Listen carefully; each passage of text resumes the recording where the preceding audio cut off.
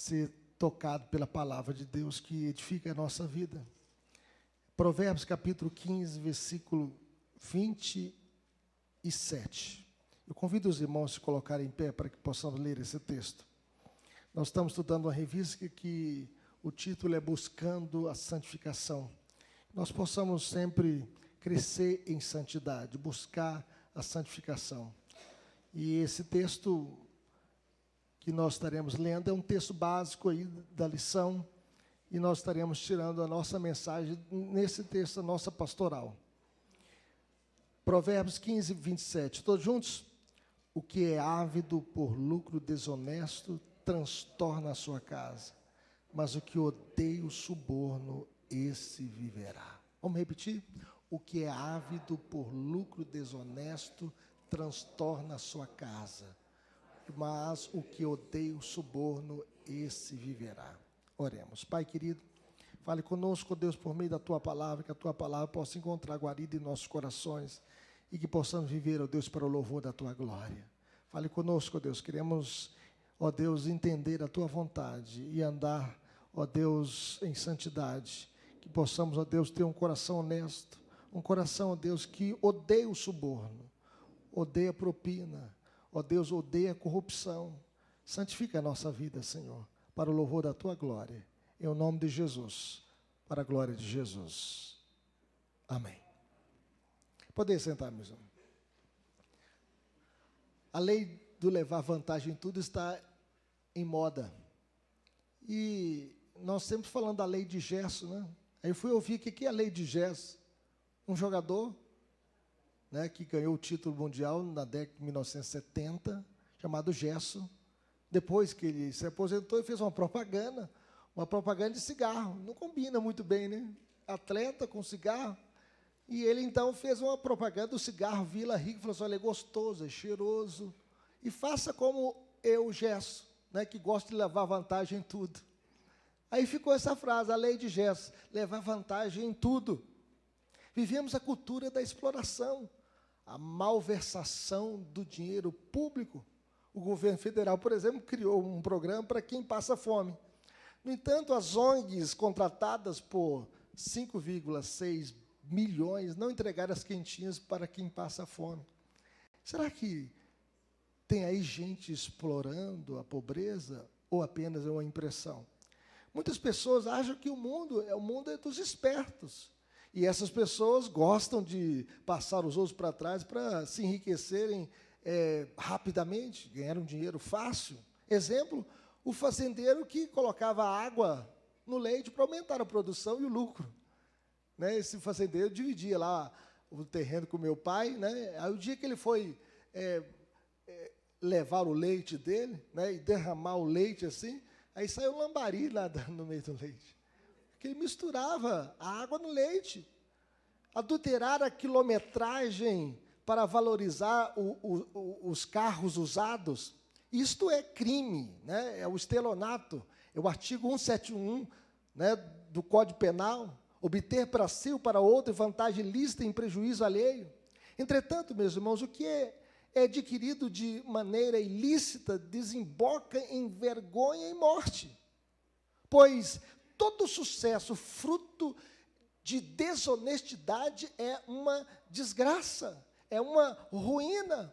O texto diz assim, o que é ávido por lucro desonesto transtorna a sua casa, mas o que odeia o suborno, esse viverá. Então, em outras palavras, o homem que usa desonestidade para ficar rico traz a desgraça para a sua família.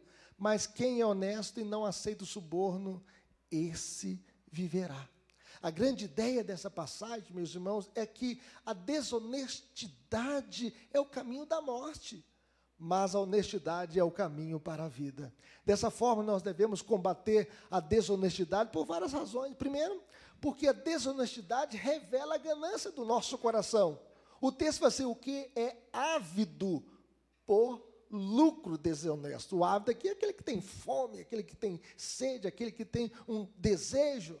E a ganância é o desejo de ter cada vez mais, de ter de qualquer forma e de ter até o que é dos outros. E a Bíblia diz que a avareza é idolatria.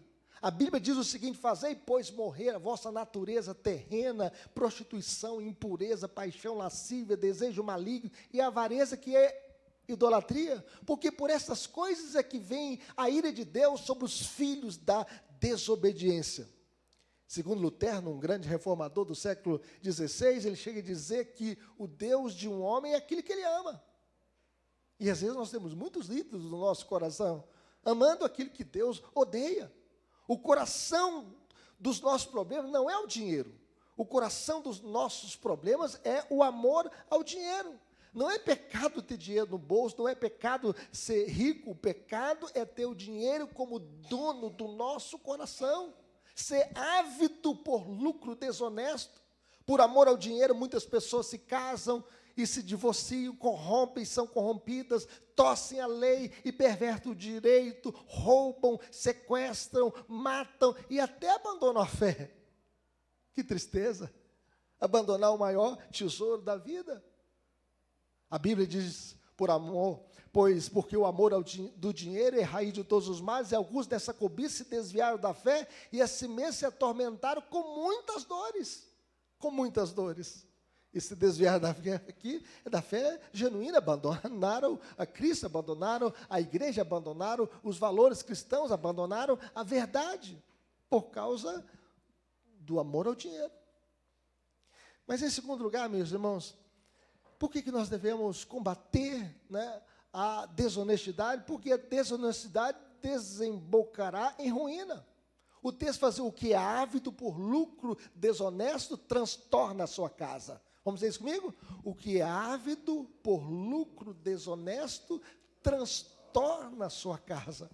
Em outras palavras, quem deseja ficar rico desonestamente arruína a sua família. A riqueza ilícita não dá segurança e nem paz. Os bens roubados não são abençoados. Essa riqueza produz o quê? Produz tormento.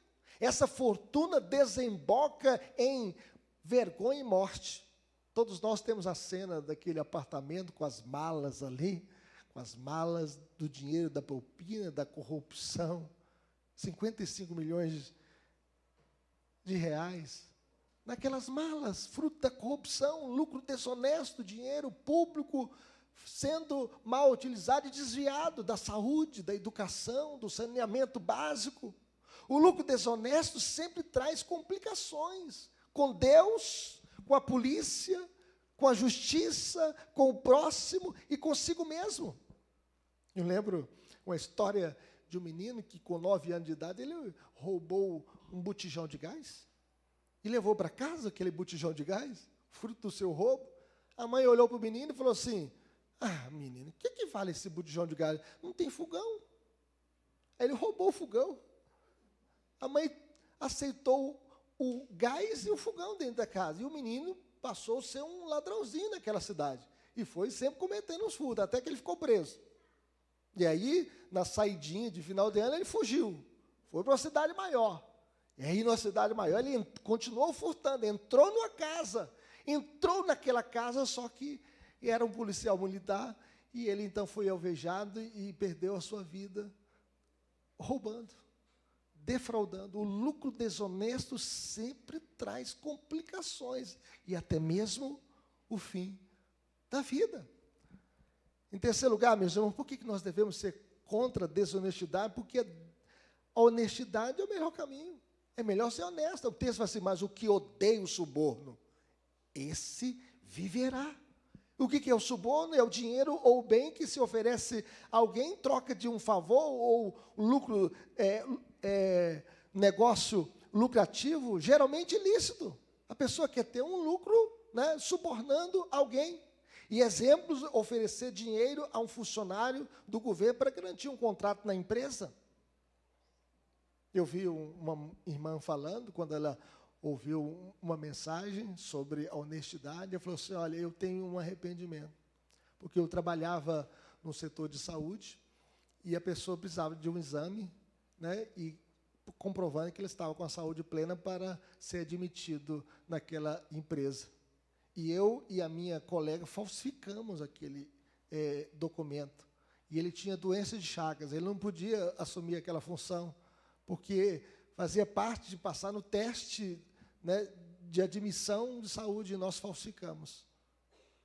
E hoje eu tenho um arrependimento de ter burlado aquele atestado, né, de saúde. Um motorista que paga um policial que o flagrou em excesso de velocidade para não ser multado, pagando uma propina. No entanto, meus irmãos, o homem honesto odeia o suborno. E por essa razão, o homem honesto viverá desfrutando de uma vida de paz, de tranquilidade. Vai dormir um sono do justo, sono tranquilo, segurança, tranquilidade, um sono reparador e, sobretudo, comunhão com Deus, paz com Deus, bem-estar com Deus, bem-estar consigo mesmo e bem-estar com o próximo. É melhor viver uma vida modesta, mas com dignidade, do que ajuntar riqueza e ter um nome sujo na praça. Um nome que não traz boas lembranças para as pessoas por causa da desonestidade. A Bíblia diz: mais vale o bom nome do que as muitas riquezas, e o ser estimado é melhor do que o ouro e a prata. É melhor, meus irmãos, ser pobre e íntegro do que ser rico e não ter paz de espírito. Saber que aquilo que ele tem é fruto da corrupção, é fruto da desonestidade, é fruto de passar o outro para trás. A honestidade, meus irmãos, é um tesouro mais precioso do que os bens materiais. Além do mais, a maior riqueza da vida é ter um coração transformado por Cristo, é ter Cristo como nosso maior tesouro. E aquele que tem uma vida em Cristo, uma vida transformada pelo Evangelho, vai viver uma vida ilibada, uma vida reta, uma vida que faz diferença neste mundo mal, uma vida brilhando o brilho de Jesus. A nossa maior riqueza é ter um coração transformado por Cristo e viver em santidade para a glória de Deus. Por isso Jesus diz: assim também brilhe a vossa luz diante dos homens, para que vejam as vossas boas obras e glorifiquem a vosso Pai que está nos céus. Meus irmãos, alguns anos atrás, as pessoas contratavam um crente porque falavam assim: olha, vou colocar esse crente aqui na minha empresa porque ele é honesto, porque ele tinha uma vida ilibada. Hoje nós estamos vivendo um tempo onde os crentes dão mau testemunho e às vezes tem justa causa na empresa por causa do desvio do dinheiro do patrão, por causa de uma conduta inadequada, por causa do mau testemunho na fé. Será que nós fazemos diferença na empresa que trabalhamos, na escola onde nós servimos, na escola onde você estuda? Será que os crentes fazem diferença ou estão a mesma coisa? Como diz o pastor Adão, o crente é visto pela diferença e não pela semelhança. O crente tem que se reconhecer como um bom pagador, um bom pai, um bom crente em todas as áreas da vida, e nós devemos fazer diferença. Assim brilhe também a vossa luz diante dos homens. Nós devemos ter um caráter transformado pela graça de Deus, uma vida que possa fazer diferença neste mundo mal. Nós devemos brilhar a nossa luz. Aplicações para a nossa vida, meus irmãos: como viveremos? Agindo com integridade em todas as áreas da vida. Na família, na igreja, na política, nos negócios, na sociedade. Apesar da corrupção nos dias de Noé, como Noé viveu? Noé, a Bíblia diz que era um homem justo e íntegro. Noé andava com Deus. Apesar de toda a corrupção que existe no nosso país, do jeitinho brasileiro, que nós possamos fazer diferença, que nós possamos andar com Deus, como Noé andou com Deus. E Deus o guardou da tragédia que ia acontecer sobre o mundo, o grande dilúvio. Deus guardou Noé e a sua família. Ele construiu aquela grande arca para a salvação dele e da sua família, porque Noé andava com Deus. Neste mundo mal, nós devemos andar com Deus. Neste mundo da corrupção, que possamos fazer diferença, tendo uma vida justa e íntegra para a glória de Deus. Mas, em segundo lugar, meus irmãos, como viveremos? Evitando a ganância do coração. Nós vivemos no tempo do consumismo. E o consumista é aquele que compra o que não precisa com dinheiro que não tem para impressionar quem não conhece. Nós devemos vencer a ganância do nosso coração. A ganância pode te levar para longe de Deus. O amor ao dinheiro leva o homem à apostasia. Veja, Ananias e Safira mentiram com respeito ao valor da oferta, dizendo, olha, nós demos X, mas era X menos alguma coisa.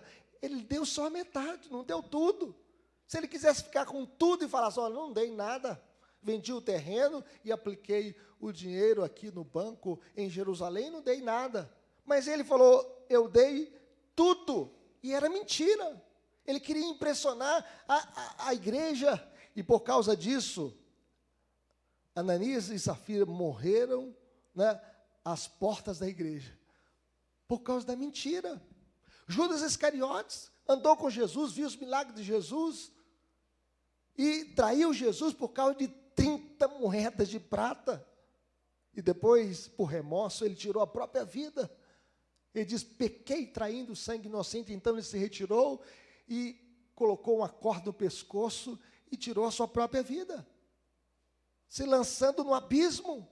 Demas abandonou o apóstolo Paulo, porque amou o presente século, ele abandonou a fé cristã, abandonou também o apóstolo e a igreja, porque ele amou o presente século.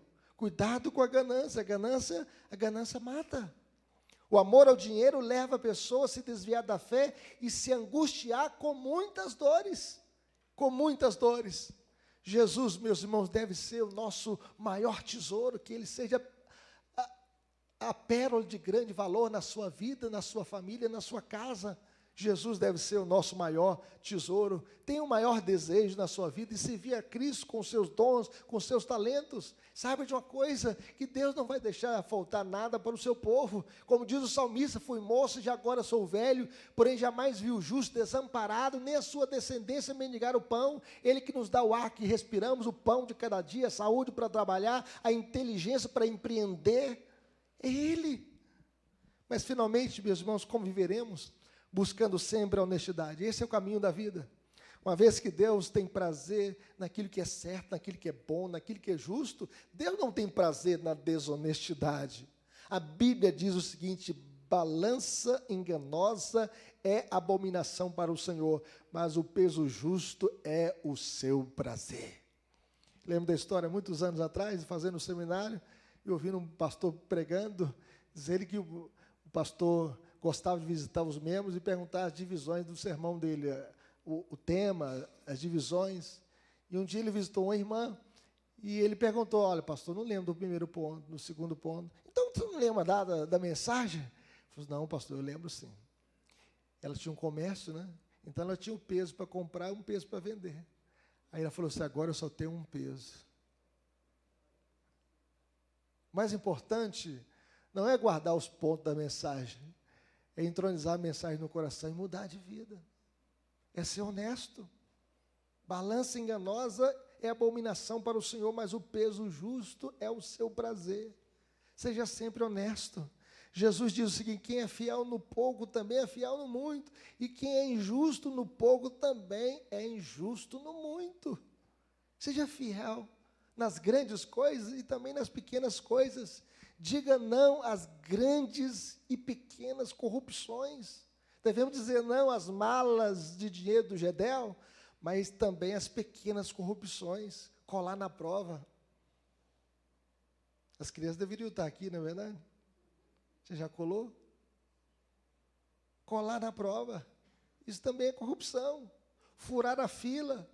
Falsificar a carteirinha de estudante para ganhar meia bolsa lá para assistir o filme, né, lá no shopping, né? Apresentar atestado falso. Você faltou do emprego, agora eu vou apresentar um atestado falso para ser abonado aqui e ganhar o dia. Roubar a TV a cabo. Bater o ponto e, vazar. Isso é desonestidade. E nós devemos pedir, Senhor, tem misericórdia, Senhor, da minha vida, para que eu possa ser honesto em tudo, nas grandes coisas e nas pequenas coisas. Jesus disse à igreja de Esmirna, ser fiel até a morte e dar-te-ei a coroa da vida. O mundo, meus irmãos, não é dos espertos, mas das pessoas honestas e verdadeiras. O caminho da desonestidade é o caminho da vergonha, o caminho da morte. Mas o caminho da honestidade é o caminho da vida e da paz com Deus. Que Deus nos ajude a andar no caminho da honestidade. Se você está devendo a alguém, compre e pague. Seja honesto.